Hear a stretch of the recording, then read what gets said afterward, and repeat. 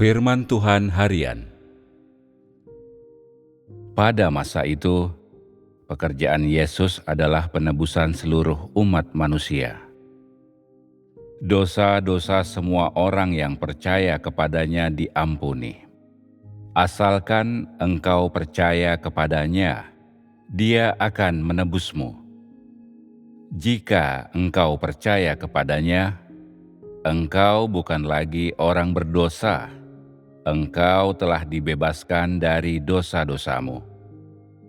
Inilah yang dimaksud dengan diselamatkan dan dibenarkan oleh iman. Namun di antara orang-orang percaya, masih ada yang memberontak dan melawan Tuhan, dan secara bertahap harus dibuang. Keselamatan tidak berarti manusia telah sepenuhnya didapatkan oleh Yesus, tetapi manusia tidak lagi terikat oleh dosa. Dosa-dosanya telah diampuni. Asalkan engkau percaya, engkau tidak akan pernah lagi terikat oleh dosa. Pada masa itu, Yesus melakukan banyak pekerjaan yang tidak dapat dimengerti oleh murid-muridnya dan mengatakan banyak perkara yang tidak dimengerti orang. Hal ini karena pada masa itu Dia tidak memberikan penjelasan. Jadi, beberapa tahun setelah Dia pergi, Matius menciptakan silsilahnya, dan orang-orang lainnya juga melakukan banyak pekerjaan yang berasal dari kehendak manusia. Yesus tidak datang untuk menyempurnakan dan mendapatkan manusia, tetapi untuk melakukan satu tahap pekerjaan. Menyatakan Injil Kerajaan Surga dan menyelesaikan pekerjaan penyaliban. Sehingga begitu Yesus disalibkan, pekerjaannya pun benar-benar telah selesai. Namun pada tahap sekarang ini, pekerjaan penaklukan, lebih banyak firman harus diucapkan, lebih banyak pekerjaan harus dilakukan, dan banyak proses harus dilewati. Demikian pula misteri pekerjaan Yesus dan Yahweh harus disingkapkan, supaya semua orang dapat memiliki pemahaman dan kejelasan dalam iman mereka. Karena inilah pekerjaan akhir zaman, dan akhir zaman adalah akhir pekerjaan Tuhan, saat diakhirinya pekerjaan ini. Tahap pekerjaan ini akan menjelaskan kepadamu hukum Yahweh dan penebusan Yesus, dan pada prinsipnya demikian agar engkau dapat memahami seluruh rencana pengelolaan pekerjaan Tuhan selama 6.000 tahun, dan menghargai seluruh makna dan hakikat rencana pengelolaan 6.000 tahun ini, serta memahami tujuan semua pekerjaan yang dilakukan Yesus dan firman yang diucapkannya, bahkan memahami kepercayaanmu yang membabi buta dan pemujaanmu terhadap Alkitab. Semua ini akan membuatmu mengerti.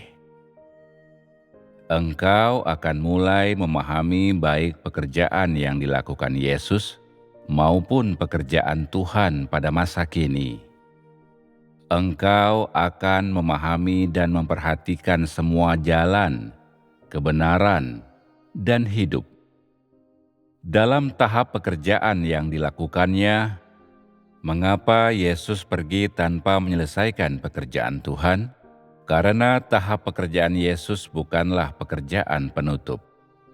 Ketika Dia dipaku di atas kayu salib, firman-Nya juga berakhir. Setelah penyalibannya, pekerjaannya benar-benar telah selesai. Tahap pekerjaan saat ini berbeda. Ketika semua firman telah selesai diucapkan dan seluruh pekerjaan Tuhan diakhiri, barulah pekerjaannya akan berakhir. Selama tahap pekerjaan Yesus, ada banyak firman yang tak terucapkan atau tidak sepenuhnya dinyatakan dengan jelas. Namun Yesus tidak peduli apa yang Dia katakan atau tidak katakan, karena pelayanannya bukanlah pelayanan firman, Karena itu setelah Yesus dipaku di atas kayu salib, dia pergi. Tahap pekerjaan itu terutama demi penyaliban, tidak seperti tahap pekerjaan saat ini.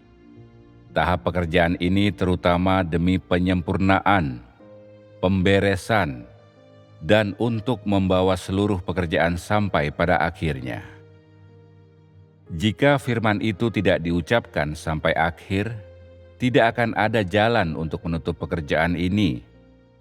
Karena dalam tahap pekerjaan ini semua pekerjaan diakhiri dan diselesaikan dengan firman. Pada masa itu, Yesus melakukan banyak pekerjaan yang tidak dapat dimengerti oleh manusia.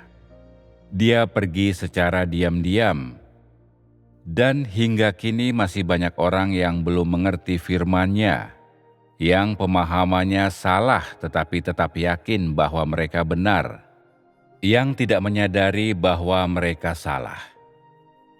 Pada akhirnya, tahap pekerjaan saat ini akan menuntaskan pekerjaan Tuhan dan akan menetapkan kesudahannya. Semua orang akan memahami dan mengenal rencana pengelolaan Tuhan.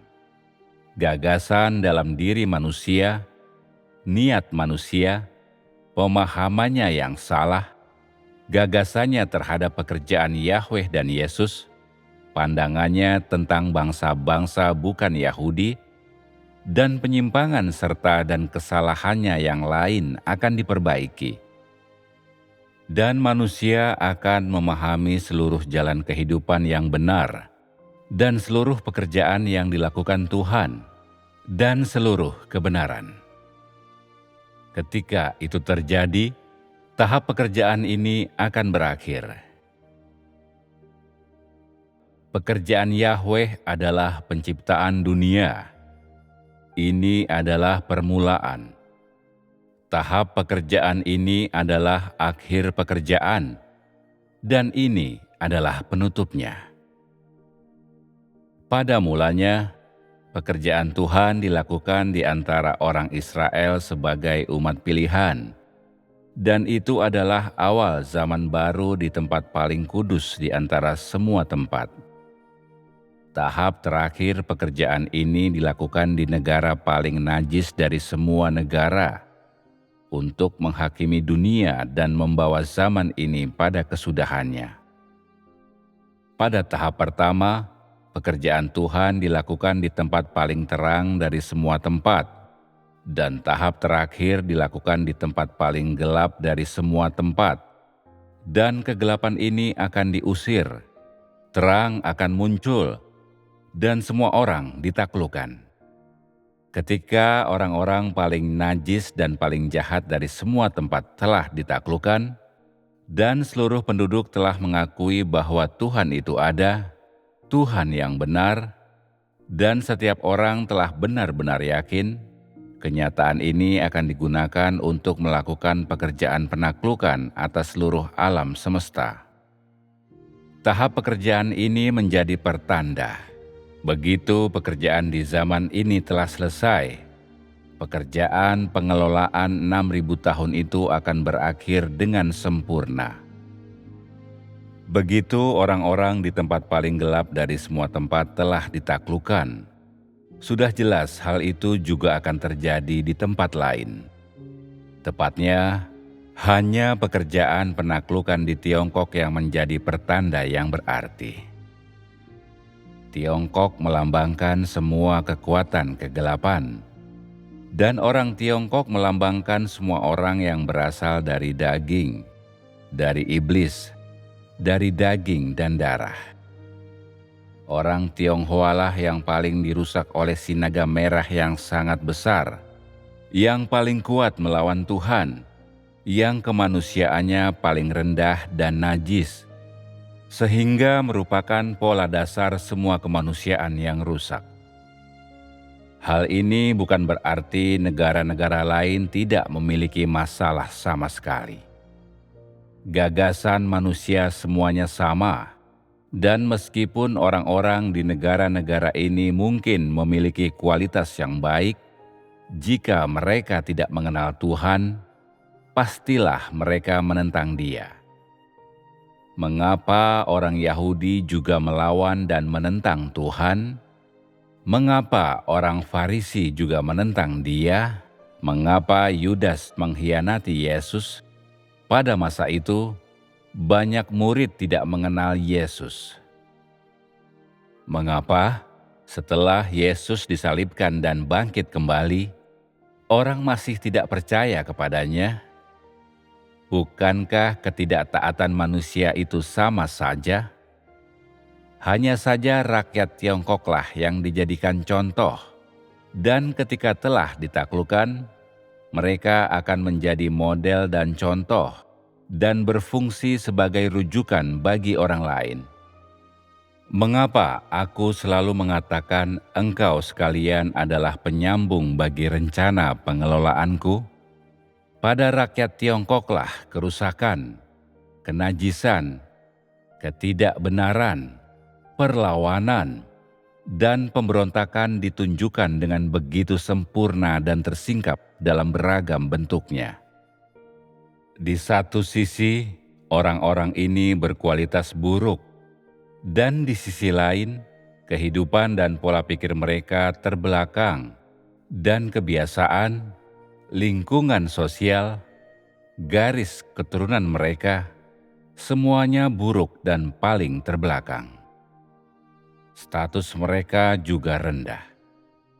Pekerjaan di tempat ini menjadi pertanda, dan setelah pekerjaan pengujian ini dilaksanakan secara keseluruhan, pekerjaannya selanjutnya akan berlangsung lebih baik. Jika tahap pekerjaan ini dapat diselesaikan, pekerjaan berikutnya sudah jelas akan berlangsung. Begitu tahap pekerjaan ini telah dilaksanakan, kesuksesan besar akan tercapai sepenuhnya, dan penaklukan seluruh alam semesta akan berakhir dengan sempurna.